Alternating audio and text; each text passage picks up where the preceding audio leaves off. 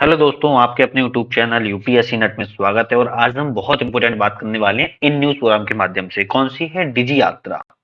डिजी यात्रा आप लोगों ने ऐप सुना होगा। क्या है? ऐप है एक डिजी यात्रा, और जो भारत सरकार के द्वारा इसको लॉन्च किया गया था। डिजी यात्रा पे क्यों विश्वसनीय प्रश्न चिन्ह खड़े हो गए हैं, इसकी पूरी बात बिंदु समझेंगे। साथ में आईएफएफ, याद रखिएगा किसकी? आईएफएफ, इंटरनेट फ्रीडम फाउंडेशन ने इस पे क्यों प्रश्न चिन्ह लगाए हैं, इसकी बात करेंगे। तो डिजी यात्रा आप लोग समझ सकते हो कि ये हवाई जहाज से रिलेटेड है, जिसको हम एरोप्लेन से यात्रा करते हैं। सबसे पहले देखेंगे चर्चा में क्यों है, प्रमुख बिंदु क्या है। डिजी यात्रा के संबंध में जो हवाई यात्री हैं उनकी शिकायतों के संबंध में समझेंगे। सरकार ने पक्ष अपना इसमें क्या दिया है, सरकार ने अपना रुख क्या अपनाया है, डिजी यात्रा ऐप के उपयोग से संबंधित समस्याएं क्या हो रही हैं, डिजी यात्रा ऐप से सेवाओं में प्राप्त हवाई अड्डे कौन कौन से हैं, क्योंकि डिजी यात्रा जो है वो सभी हवाई अड्डों पर नहीं है उपलब्ध। तो कहाँ कहाँ उपलब्ध है उस चीज को भी यहाँ पे देखना पड़ेगा। ठीक है। डिजी यात्रा ऐप का प्रबंधन मैनेजमेंट कौन करता है, किस तरीके से होता है, इसकी बात समझेंगे।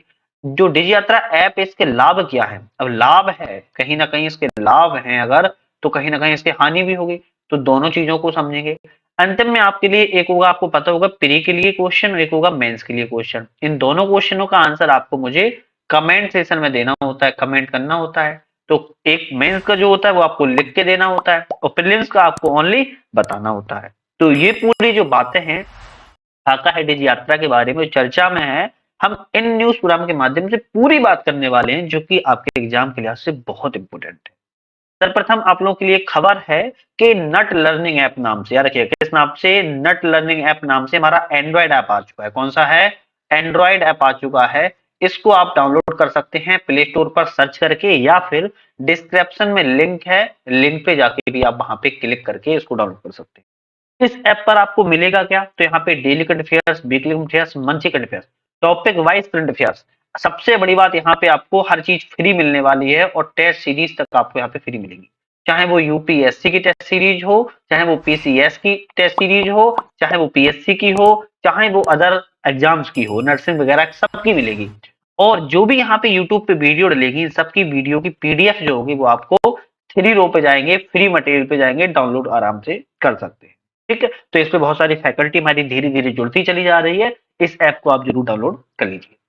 सबसे पहले हम बात करते हैं कि ये खबर जो डिजी यात्रा है वो चर्चा में क्यों है। कौन सी खबर है? याद रखिएगा, ये नहीं भूलना है क्या चीज पढ़ रहे हैं। डिजी यात्रा के बारे में पढ़ रहे हैं, जो कि चर्चा में है। आप लोग देख पा रहे होंगे डिजी यात्रा। नीति और तकनीक और नीति, याद रखिएगा कौन सी है? टेक्नोलॉजी और पॉलिसी की बात कर रहा है, कि टेक्नोलॉजी और पॉलिसी, तकनीक और नीति को कवर करने वाले संगठन, कौन सा संगठन है? आईएफएफ। क्या नाम है? पूरा नाम है इसका इंटरनेट फ्रीडम फाउंडेशन, याद रखिएगा। इंटरनेट फ्रीडम फाउंडेशन के अनुसार डिजी यात्रा नामांकन को बढ़ावा देने के लिए, याद रखा, डिजी यात्रा के जो नामांकन होते हैं उसको बढ़ावा देने के लिए सरकार के द्वारा इस्तेमाल किए गए तरीके सही नहीं है। किसने कहा है? ये बात कही है इंटरनेट फ्रीडम फाउंडेशन, आईएफएफ ने कहा है कि डिजी यात्रा नामांकन होता है, उसको बढ़ावा, उसको और अधिक बढ़ावा देने के लिए जो सरकार के द्वारा तरीके अपनाए जाते हैं, उसका यहाँ पे सही तरीके से इस्तेमाल नहीं किया जा रहा है। भाई क्यों नहीं किया जा रहा है? क्योंकि भारत सरकार का है, तो कहीं ना कहीं किया जाना चाहिए। प्रमुख बिंदु के तहत इसको हम समझ लेते हैं। सबसे पहले ये समझ लेते हैं कि जो डिजी यात्रा है इसके लिए कुछ संशोधन किया गया था संसद में। कुछ यहाँ पे अधिनियम बनाया गया था। कौन सा अधिनियम बनाया गया था? तो डिजिटल व्यक्तिगत डेटा संरक्षण अधिनियम 2023 में पारित किया गया था। 2 अगस्त 2023 में इसको संसद के द्वारा पारित कर दिया गया था। ठीक है, ये बात हो गई है। इसके लिए डिजिटल, याद रखिएगा, डिजी यात्रा के लिए डिजिटल व्यक्तिगत डेटा संरक्षण अधिनियम 2023 बनाया गया था, जो कि अगस्त 2023 में पारित किया गया था संसद के द्वारा। अच्छा, अब बात करते हैं कि इंटरनेट फ्रीडम फाउंडेशन ने प्रश्न चिन्ह क्यों लगाए हैं। तो इंटरनेट फ्रीडम फाउंडेशन के अनुसार कहा गया है कि डिजी यात्रा नीति में, किसमें? जब ये डिजी यात्रा नीति आई थी, उस नीति में, उस समय डिजी यात्रा पॉलिसी में कहा गया था कि डिजी यात्रा बायोमेट्रिक बोर्डिंग सिस्टम, यार कौन सी है? बायोमेट्रिक, जो हमारा फेस से कवर होता है, फेस से बायोमेट्रिक होती है। जिस तरीके से एग्जाम्पल के तौर पे समझो, हम अपने फोन में बायोमेट्रिक आजकल फेस से करने लगे हैं, लॉक ओपन हो जाता है। फिंगरप्रिंट से करते हैं, है ना, तो उससे भी लॉक ओपन हो जाता है। तो ये बायोमेट्रिक होती है। बायोमेट्रिक बोर्डिंग सिस्टम का उपयोग करने के लिए हवाई अड्डे भारत सरकार के द्वारा अनिवार्य डेटा संरक्षण कानून का पालन करेंगे।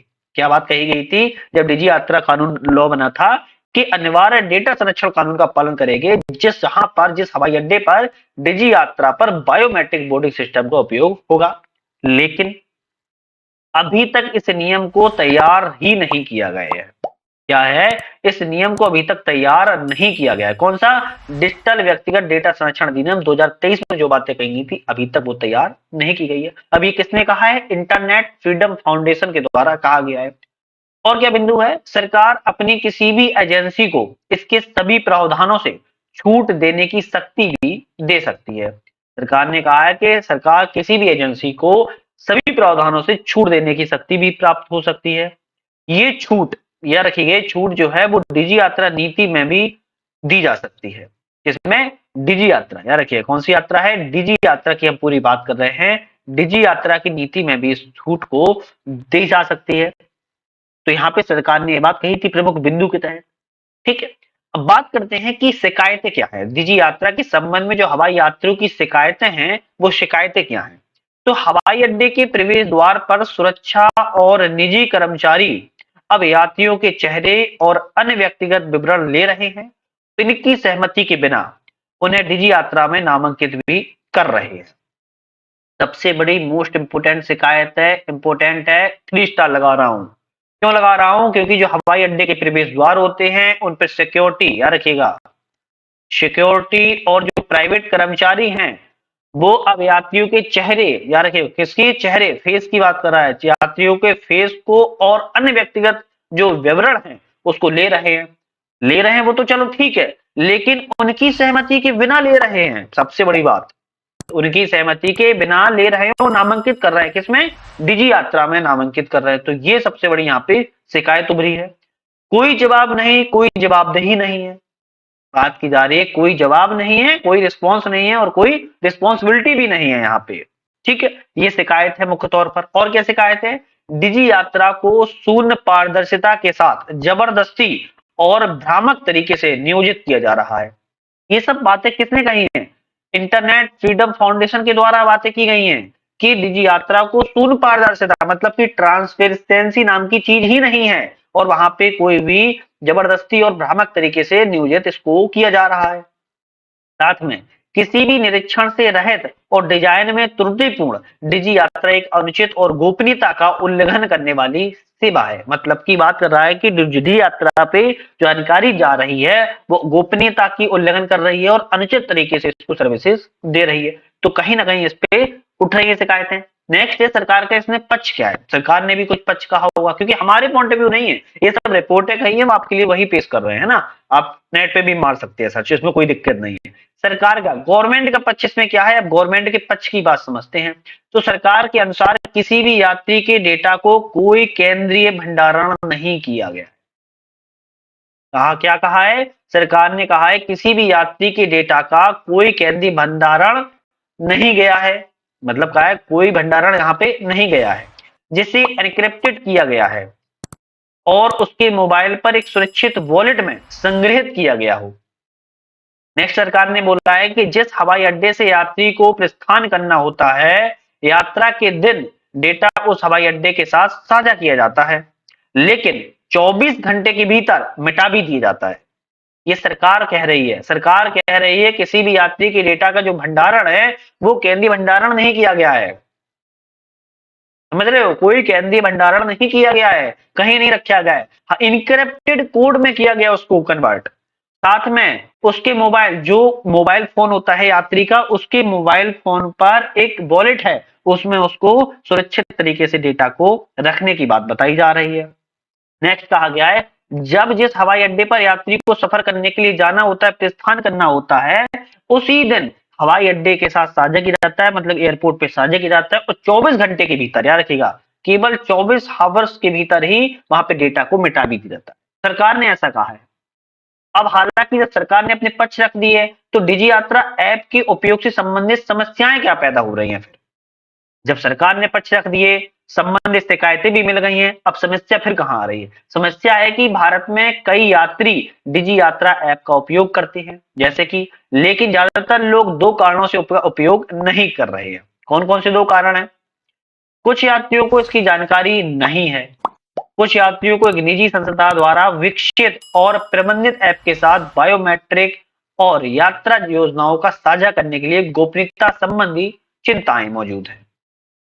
भारत में कई यात्री हैं जो डिजी यात्रा ऐप का डाउनलोड करके बैठे हैं, उसका उपयोग करते हैं, लेकिन ज्यादातर तरीके के लोग हैं। एक तो उपयोग ही नहीं कर रहे हैं। कौन उपयोग नहीं कर रहे हैं? जिनको जानकारी नहीं है, या फिर विकसित या प्रबंधित जो मैनेजमेंट किया हुआ ऐप को बायोमेट्रिक ऐप योजना के तहत उसको गोपनीयता संबंधी चिंताएं, उसका उपयोग ही नहीं कर रहे हैं। मतलब को कहने का तात्पर्य ये निकल के आ रहा है कि जिसको, याद रखिएगा, जिसको या तो जानकारी ही नहीं है या फिर जिसको गोपनीयता संबंधी चिंताएं, वो दो व्यक्ति यहाँ पे ऐप डाउनलोड करने के बाद भी उसका उपयोग नहीं कर रहे हैं। तो ये सबसे बड़ी समस्या उभर कर सामने आ रही है।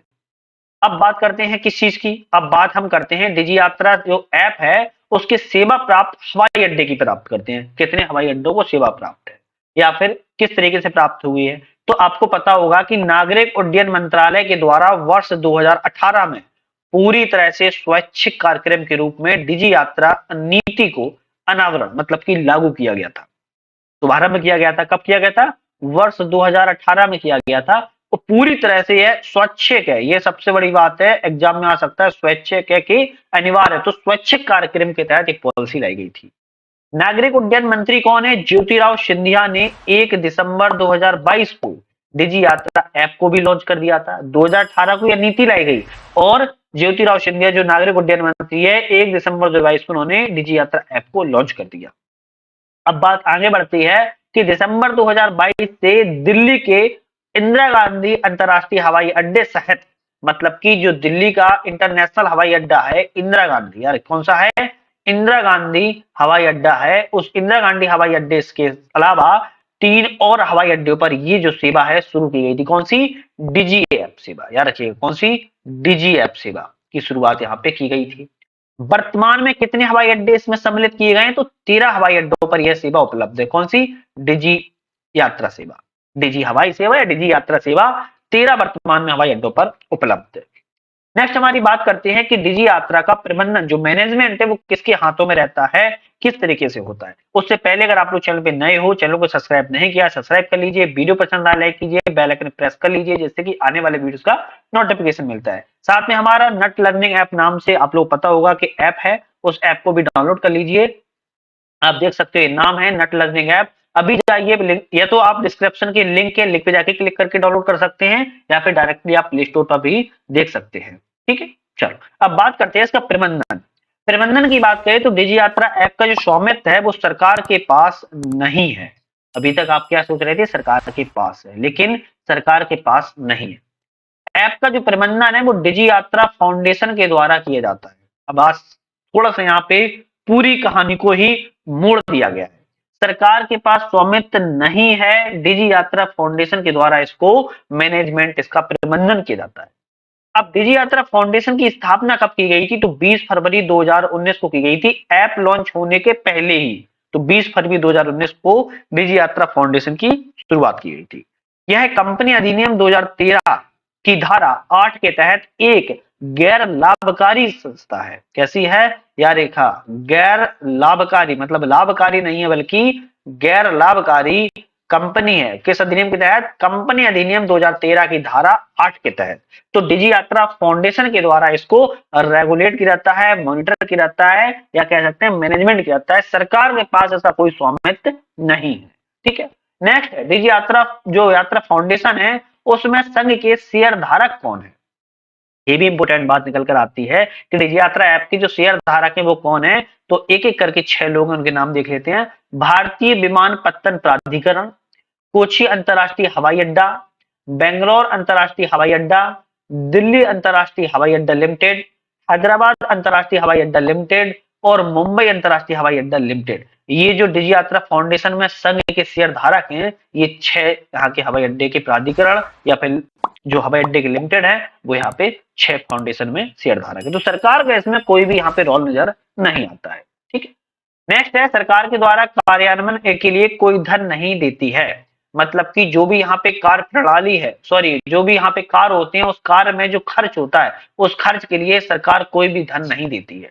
हवाई अड्डों का खर्च स्वयं वहन करना पड़ता है। मतलब कि जो हवाई अड्डे हैं वही स्वयं ही खर्च का वहन करते हैं। यहाँ पे सरकार के द्वारा कोई भी धन मुहैया नहीं कराया जाता ये। ठीक है, ये साफ तौर पर मैंने आपको बता दिया है। ऐप के लाभ क्या है, क्योंकि अब लाभ भी बहुत इंपॉर्टेंट है। मैंने आपसे कहा था कि लाभ जरूर बहुत इंपॉर्टेंट है।